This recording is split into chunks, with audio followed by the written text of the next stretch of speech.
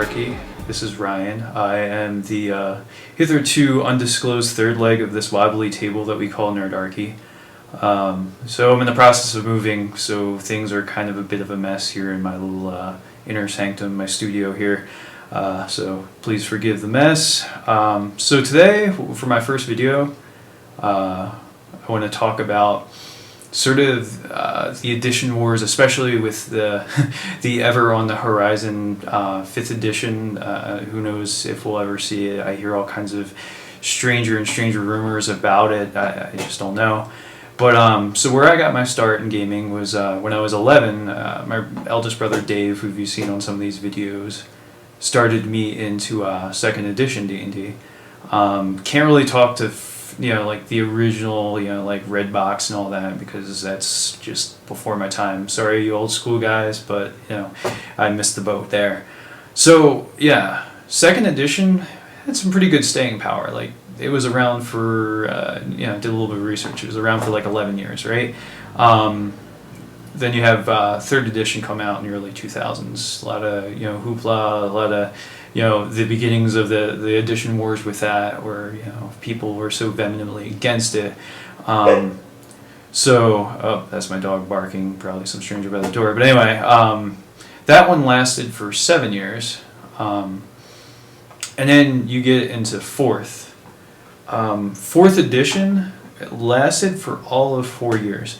Now, all right, you could make the claims for the overarching quality of the games, but I think there's another issue to kind of throw into the ring here, is when you start to get into like especially the mid 2000s, like piracy became almost push button. Like, it's so easy, pretty much everybody knew how to do it. So maybe the reason some of these editions didn't stay around so long was the fact that you didn't have to pay for these books anymore. You could just rip them off of a torrent somewhere. And so who knows, maybe 4th edition never got a fair shake because it was just so easy to just out and out steal. Like, alright, so hypothetically speaking, you really enjoy a product, like you engage with it for anywhere from, say, you're a gamer and you play 1 game a month for maybe 7 hours, or maybe you have 2 sessions going, so that's 14 hours a month engaging in like a hobby. So it's kind of defeatist, I think, to to the longevity of that thing that you theoretically enjoy, right? Like, if you're not going to buy the thing, and if enough people also decide that they're not going to buy it and wait around for the other people to buy it, so eventually nobody buys it, and the company that makes the thing realizes that this product is not viable. Either people don't care about it, or, well, the piracy factor, people are just downloading it. So anyway, if you're in business, you do have to turn a profit. So I don't know, like, if you like a game, you damn well should buy it, or that thing won't be around for much longer. I mean, it's kind of the same argument for, like, if you enjoy hanging out at your local gaming shop, like, yeah, you should buy some stuff, because if you don't, that gaming shop, if you and your group of friends sitting around, look around, you realize no one's bought anything in like months and months and months from there. Like, for fuck's sake, if they sell like food and beverage, could you at least just buy that? I mean, not to get too preachy on the whole subject, but I mean, it's not like these are non-for-profits. Like, these are businesses with budgets and taxes and like a whole support staff. Like, I mean, yeah, the indie guys have less to float, but they're also like just trying to break into business like anybody else who's an entrepreneur. So I mean, yeah, if you love something, you should spend, at least what you'd spend on cigarettes or a night at the bar, like, in a month, maybe. Like, seriously, if they put out a PDF, like, buy the PDF version for like $10 or whatever. So yeah, that's my little PSA on that, and I'll try to keep my sermons to a minimum on that.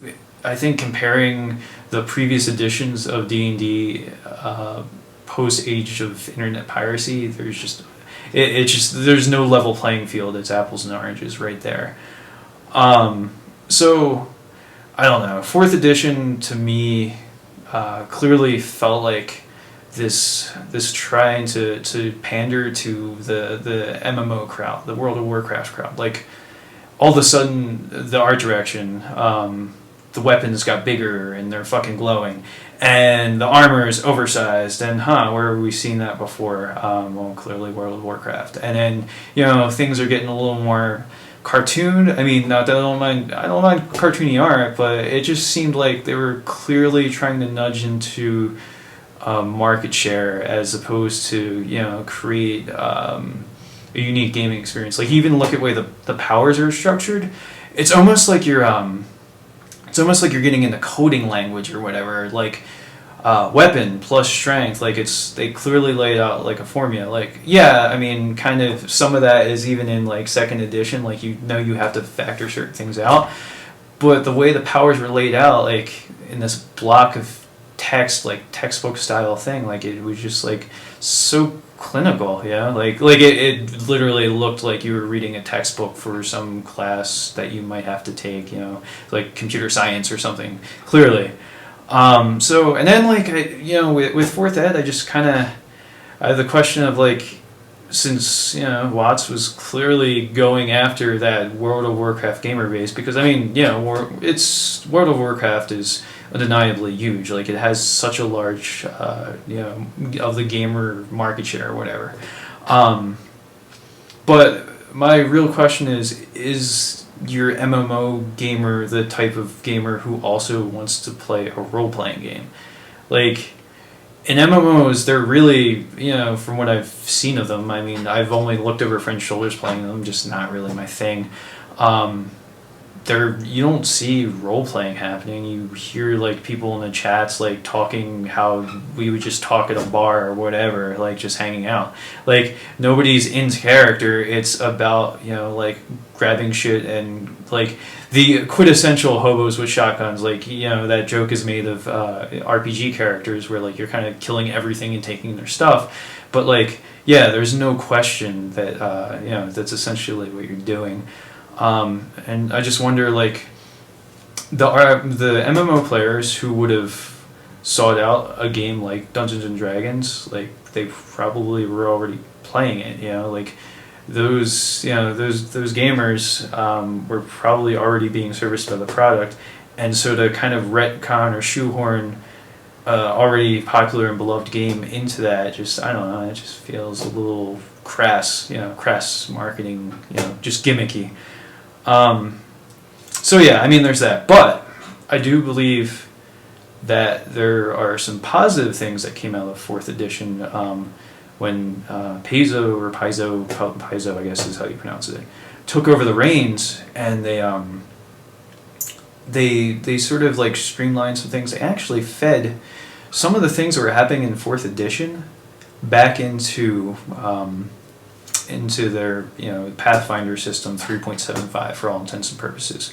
Like, so when third edition came out, I mean, discounting using psionics, like just baseline skills that you had or whatever,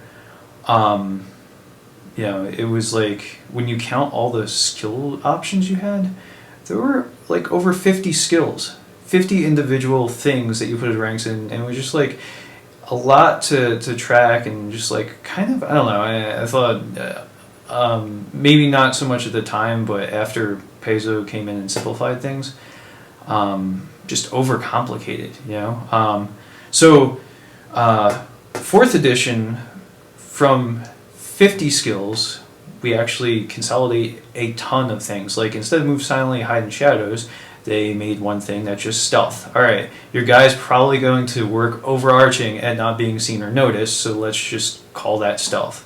Like, yeah, all right, yeah.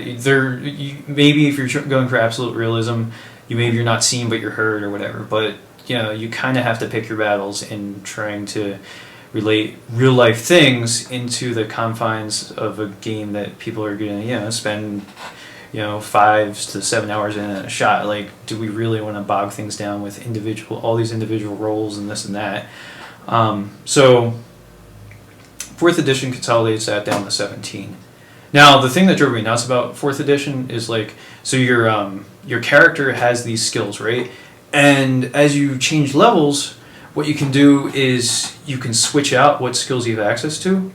So it's as if your character develops fucking amnesia every single time he levels. Like, so, just a few weeks ago, I could get down with picking some locks, but I traded it out for stealth, and now you put this lock in front of me, I have absolutely no idea what I'm doing. That's just, a video game. Like, that's really what 4th edition to me felt like. It just, it felt icky trying to play. So, anyway, so 50 skills in baseline 3rd edition, 17 in 4th ed, and then Pathfinder has 25, so they kept a lot of that streamlining, like, Move Silently, Hide in Shadows is now stealth. A lot of the things that would have been sub-tiered into, like jump and, tumble and all this stuff, this and that, it just becomes acrobatics, so they just kind of bunched things down and just made it way easier to manage. It was funny too, actually. I was trying to remember back to 2nd edition because I was so young when I started playing it. Like, I do like how, like, starting with 3rd edition, they made the skills, like, more an element of the game. Like, I don't remember what the mechanics were, but I feel like you had these things called non-weapon proficiencies, and depending on your GM, like, maybe they could make arbitrary rules, but I don't remember there being, like, a huge thing that they ever really sort of came into play, like, there was never a major use of, like, oh, I have to use my climb skill or whatever. I just can't remember it. Another thing that I kind of loved about 3rd was just it became a lot more flexible, like less rigid. Like, for me, the whole idea of, like, the friggin', I know it was an attempt at like game balance back in the day, where, like, they did level caps for, like, demi-humans and stuff like that. Like, so you're telling me that, like, an elf who lives for centuries, actually thousands of years, is just going to someday, like, realize this is the best at swordplay I'm ever going to get. I'm not going to get better.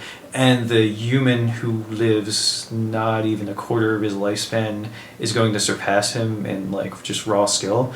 Like, I don't know. To me, that just seems crazy. And, like, I always thought, like, it was this really arbitrary thing. And probably, it probably dates back to, like, Tolkien or something like that, where, like, certain races, like, oh, dwarves can't use magic, or, like, so they can't be wizards or anything like that. Whereas, like, now it's cool to do a character that plays against type, like, a dwarven invoker, or, just being having an option to be a wizard. Nobody telling you what kind of character you can and cannot build. Like, I'm sure people back in 2nd ed were, like, like, making their own rules as they went along and stuff, but I mean, as far as, like, the core rule set, like, I just always kind of felt that was a bit bogus.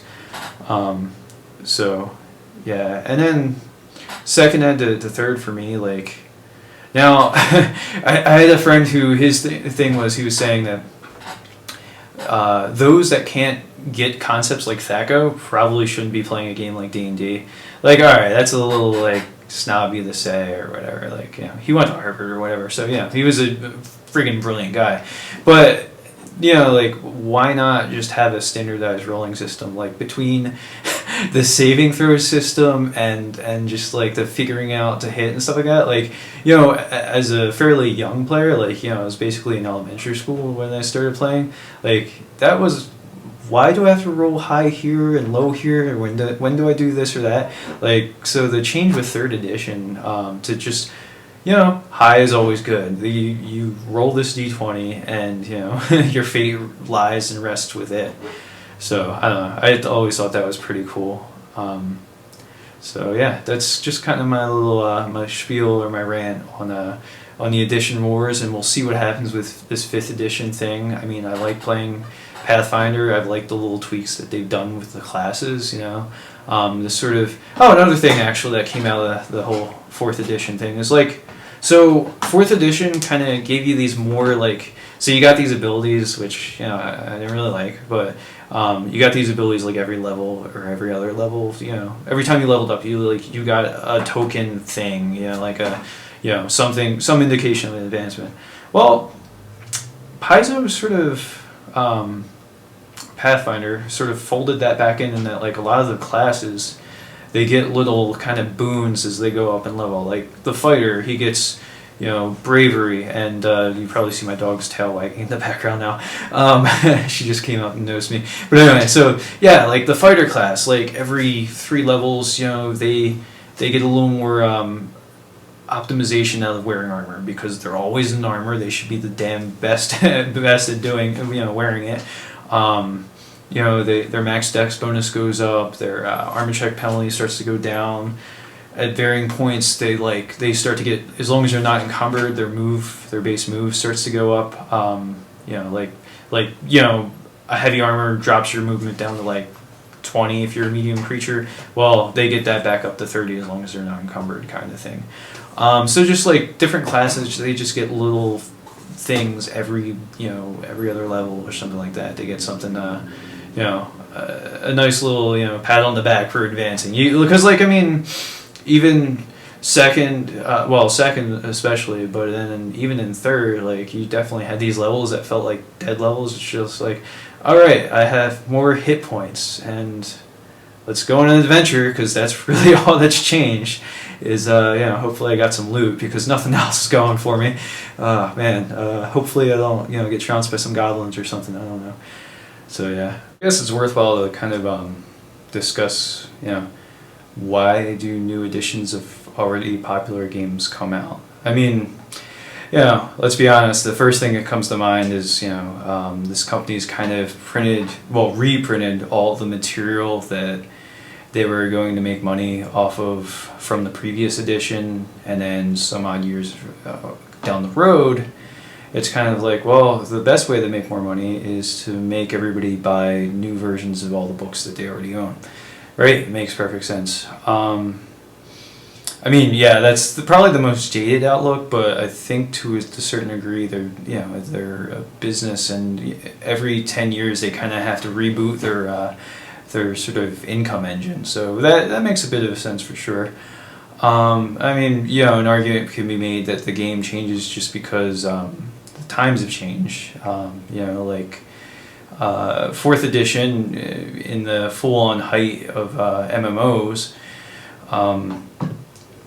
it came out, and maybe that was them being reactive to all that was going around. Well, actually, not even reactive. They're kind of like 10 years off the bandwagon. It's still popular, but whatever.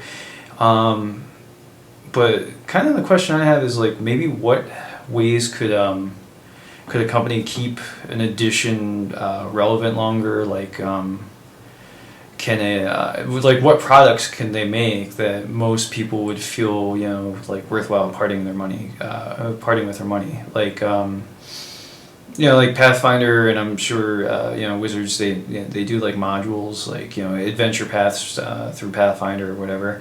But is there more stuff like that could keep players buying and engaged, like things that we'd still be happily parting with our money for? Because that's the thing. If they can still if publishers can still make money off of that edition, they're obviously going to want to keep supporting it.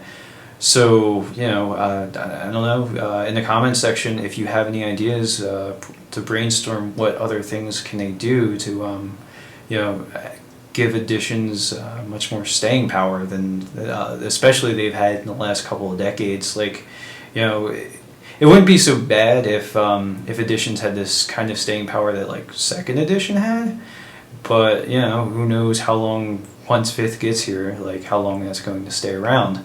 So I don't know, just a little bit of food for thought there. So let's see what you have to say on that one. That's all I pretty much have to say for this video. Hope to catch you guys around. Be sure to like, share, comment, share your own thoughts on, I don't know, maybe you're in the beta testing for 5th edition or something, if you want to share some of the features that you like, maybe some of the things they brought back that 4th kind of stomped on, or maybe you're an avid 4th fan that's bought every single book and love it, and you can tell me I'm full of shit or something. Alright, well, all that to be said, thanks for stopping by Nerdarchy, and we'll catch you around.